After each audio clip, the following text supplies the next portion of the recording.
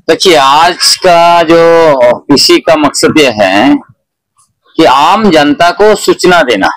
सूचना इस मायने में कि झारखंड कांग्रेस के प्रदेश अध्यक्ष और पूर्व मंत्री माननीय बंधु तिर्की जी ने कल रात के 9:09 में मुझे फोन करके धमकी दिया, गाली गलौज किया। उन्होंने कहा कि तुम बहुत बड़े लेखक बनते हो, बहुत बड़े सामाजिक कार्यकर्ता बनते हो, मैं तुमको बर्बाद कर दूंगा, खत्म कर दूंगा। झारखंड के मुख्य सचिव मेरे सामने मुंह खोलने की हिम्मत नहीं करते हैं, तुम क्या चीज हो।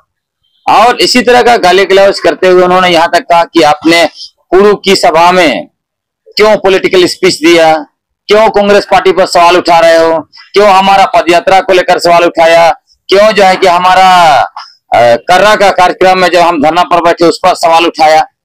तो इस तरह का मतलब हम लोग के सवाल उठाने पर अगर एक राष्ट्रीय पार्टी के प्रदेश कार्यकारी अध्यक्ष को इतना तकलीफ हो और उस पार्टी के प्रदेश अध्यक्ष को, जो पार्टी संविधान को लेकर संविधान बचाने की बात, लोकतंत्र बचाने की बात और आदिवासी अधिकारों को संरक्षित करने की बात निरंतर करते रहते हैं चुनाव में, तो इसीलिए यह दुर्भाग्य है।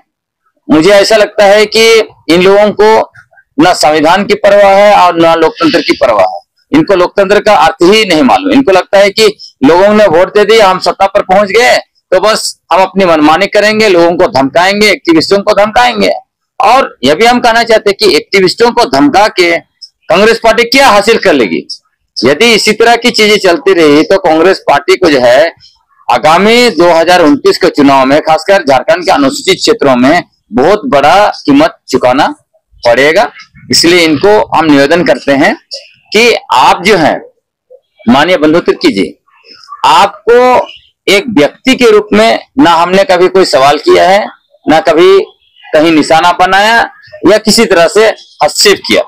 आप एक बड़े पार्टी के कार्यकारी अध्यक्ष के पद पर हैं, आपको जो है कि अपना कर्तव्य निभाना चाहिए। यदि आपको या कोई भी मंत्री को यदि उनको लगता है कि हमें सवाल नहीं पूछना चाहिए या हमारी सवाल या हमारे और भी साथियों के या आदिवासियों के सवाल तीखे होते जा रहे हैं, तो कृपया आप सभी लोग अपने पदों से इस्तीफा दे दीजिए। आप लोगों को सवाल नहीं पूछा जाएगा, क्योंकि झारखंड के अनुसूचित क्षेत्रों में संवैधानिक कानून पेशा अधिनियम 1996 24 वर्षों से लागू नहीं है और यहाँ पर असंवैधानिक कानून झारखंड पंचायत राज अधिनियम 2001 और नगर पालिका अधिनियम 2011 लागू है।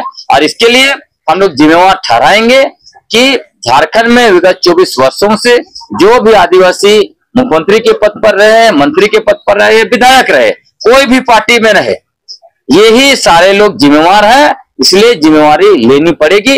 यदि इनको लगता है जिम्मेवारी नहीं लेना है या इनको सवालों का जवाब नहीं देना है तो इन लोगों को अपने पदों से इस्तीफा दे देना चाहिए।